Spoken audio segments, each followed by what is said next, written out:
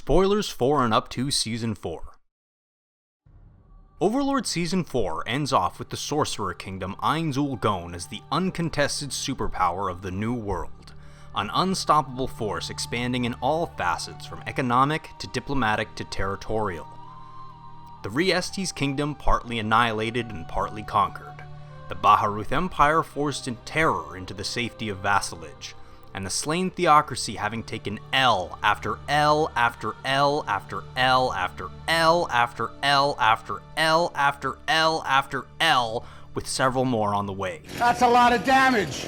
With the new Overlord movie, you might be wondering where do we go forward from Season 4? And the answer is backwards, to before the destruction of the Riestes Kingdom. The new Overlord movie is effectively a prequel of the end of the anime. You see, each season of the anime is composed of general contents of 3 light novel books. Season 1 covers the Undead King, the Dark Warrior, and the Bloody Valkyrie.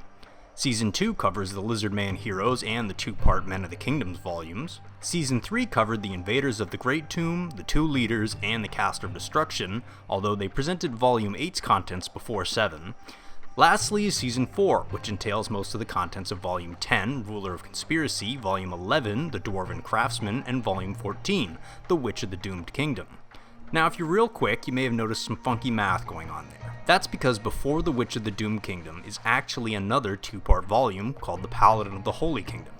The pattern thus far being 3 volumes this season worked well early on, however, down the line the novels become much larger, demanding that some of the events and story are left out. Rather than break their pattern and cover 4 volumes, and rather than splitting the Holy Kingdom arc in 2, they chose to separate both volumes and go right to the fall of the Kingdom of Riestes.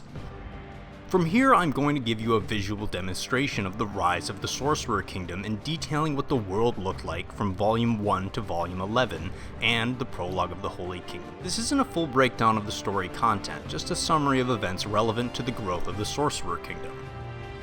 What would become the Sorcerer Kingdom began landlocked and surrounded by 3 relatively strong human nations, starting by gaining a foothold of influence from the local village of Karne, as well as laying the groundwork for the Raven Black hero Momon in the nearby fortress city Rantel. They went expanding northward into the Taub Forest region, beginning with a false Nazareth being constructed, though it would end up as a supply depot and evacuation area. Under the guise of Momon, the soon-to-be Sorcerer King brought the wise King of the Forest into submission, removing one of the 3 great creatures that ruled Taub. Putting down the unsealed evil tree, they would go on to conquer the 5 tribes of lizardmen dwelling in the southern part of the Great Lake. Raiding the nearby capital of the Riestes Kingdom in a false flag situation under the guise of a demonic invasion, codenamed Operation Gehenna, they would additionally take control of the criminal underworld of the entire kingdom through the subjugation of the heads of the Eight Fingers organization. This was followed by a period of consolidation of the Taub region. Following strife around Karne, Ainz began to investigate the 2 other great creatures of the forest, the Giant of the East and the Demon Stank of the West. The 2 had previously been at odds, unable to fully compete due to the risk of intervention of the Wise King. However, with the disappearance of the Wise King and the expansion of the Monument of Ruin, the 2 had come together to form an alliance to attack the monument. Soon after finding their base of operations, Ainz puts down the giant and gives his territory to the now subjugated Demon Snake. Around this time, one of his guardians traveled north of the Great Lake of Lizardmen and subjugated the tribes of Toadmen living there. Before they had done that, however, they had manipulated a minor noble of the Baharuth Empire, who was out of favor with the Emperor, into sending a group of workers to survey and plunder a newly found mysterious ruin, that being the actual Great Tomb of Nazariq. This was orchestrated by the Imperial Court wizard Fluter Paradine, who had turned traitor after seeing the immeasurable magical ability of Ainz in his guise of Momon. Needless to say, those workers were wiped out with impunity, and they used this situation to reveal themselves and bring the Emperor to Nazariq under duress to show their power. The clever Emperor Jirkniv manages to broker an alliance with the soon-to-be Sorcerer King and back them in founding their nation.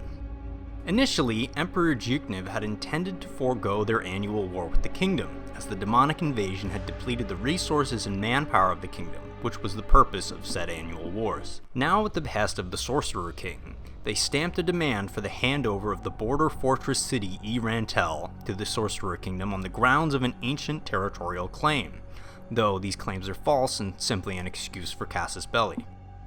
It's free real estate. This was the inciting incident leading to the Katze Plains Massacre, the results of a horrific magic ritual that consumed the lives of over 170,000 humans and the morale of every nation that observed the battle. In this confrontation, the Estes Kingdom fielded 245,000 levy soldiers, while the Baharuth Empire fielded 6 of their 8 legions, around 60,000 soldiers. Though they had much smaller numbers as per usual, the Imperial Knights had a great deal more training and experience than the farmer-peasant levies. Ainz then arrived with his forces, 500 Death Knights and warriors riding 500 Soul Eaters, significantly more than what was shown off in the anime. Easily enough to stomp the kingdom armies. However, at the request of the Emperor, the Sorcerer King would initiate the battle by using his most powerful spell, a strategic attempt to gauge the Sorcerer King's true power and show the world that they needed to unify to defeat him. Though the Emperor estimates several thousand will die from such a powerful spell, the actual number is 23 times higher.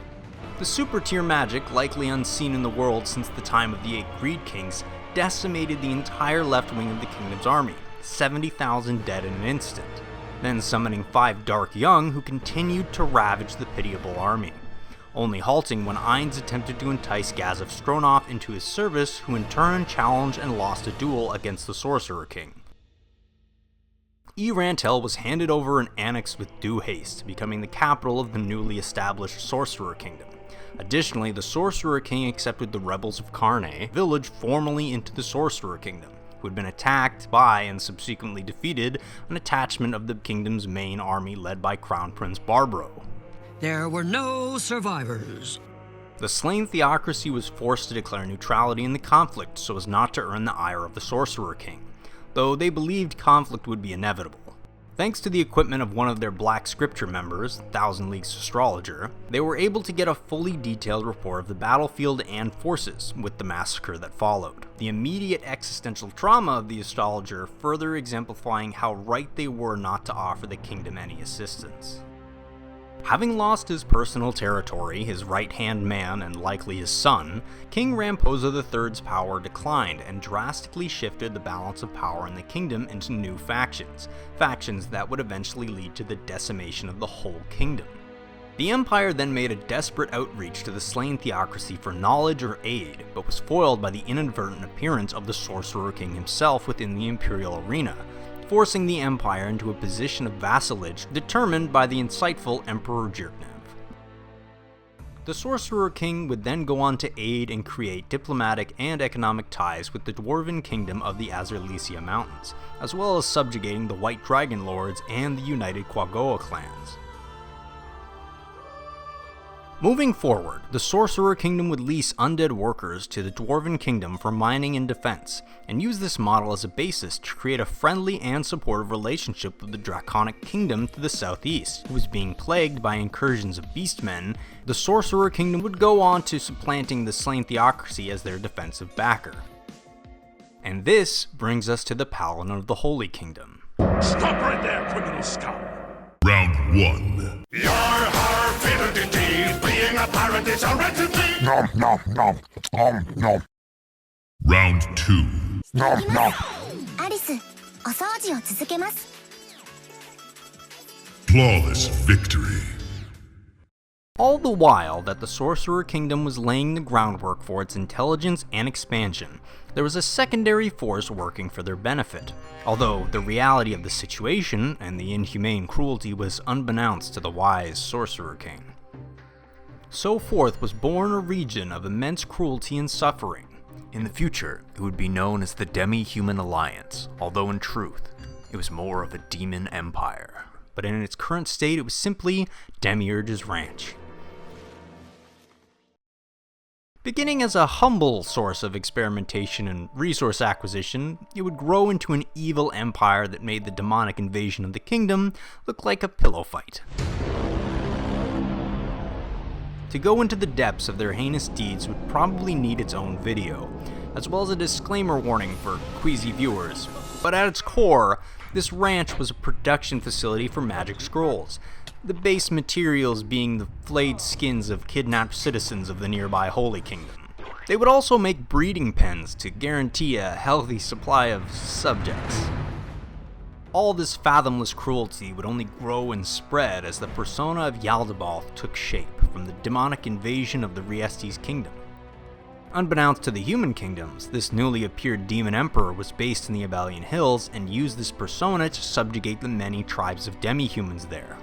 18 demi-human species of varying size and temperament would slowly come under the heel of the Demon King, some out of the arousal for his power and might, others in a desperate attempt to save themselves from the demon's cruelty.